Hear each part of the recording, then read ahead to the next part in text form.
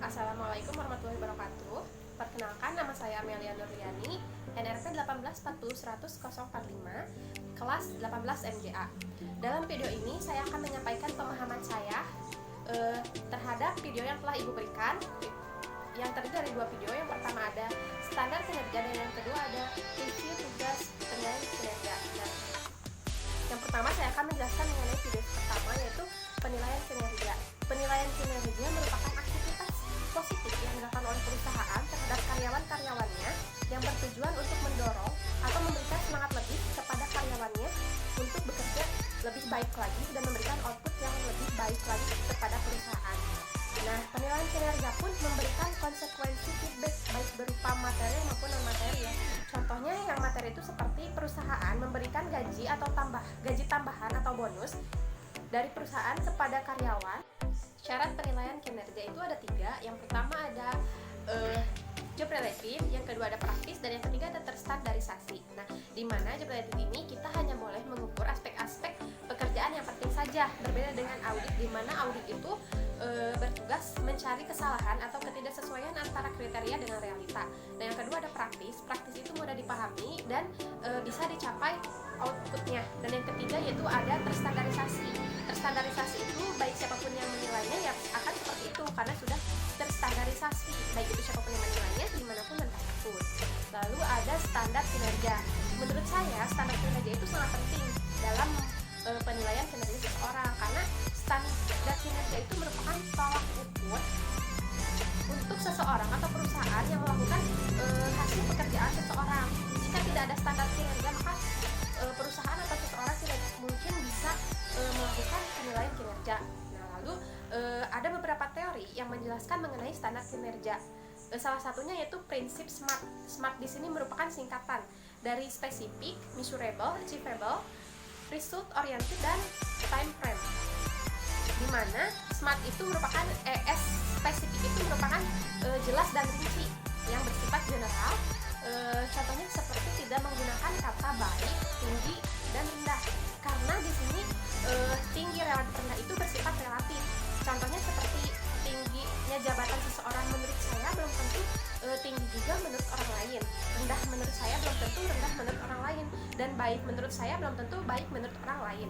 Lalu ada measurable. Measurable itu dapat diukur baik secara kualitatif maupun secara kuantitatif.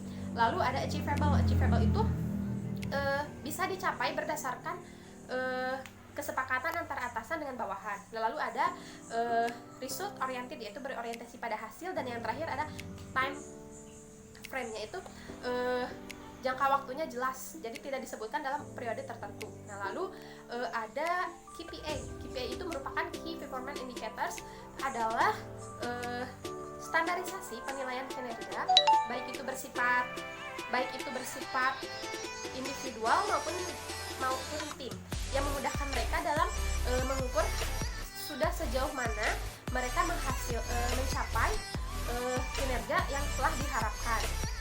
Lalu dalam ukuran kinerja terdapat 2 aspek yang harus diperhatikan supaya penilaian kinerja itu bersifat efektif. Yang pertama ada penilaian kinerja, ukuran kinerjanya sebaiknya berbentuk peringkat seperti 1, 2, 3, di mana itu juga akan menjadi sebuah motivasi untuk karyawannya.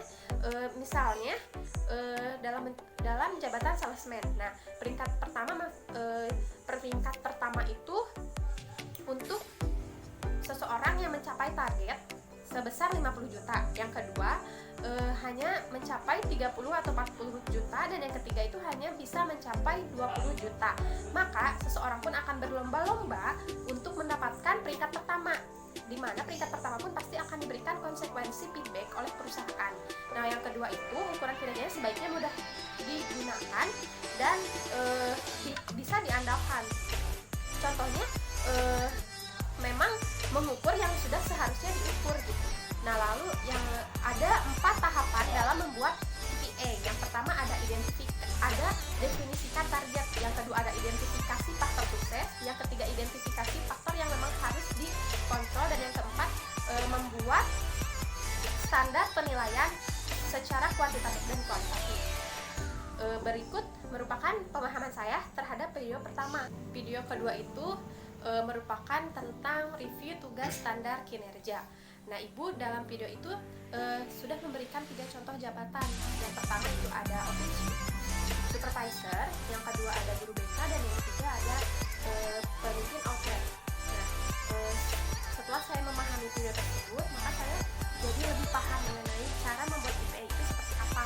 Nah, dari mulai tugasnya seperti apa, IPA-nya apa, dan evaluasi kerjanya bagaimana. Nah, jika seseorang tidak bisa memenuhi tugasnya, maka akan disajikan di evaluasi kerja apa saja, bagaimana.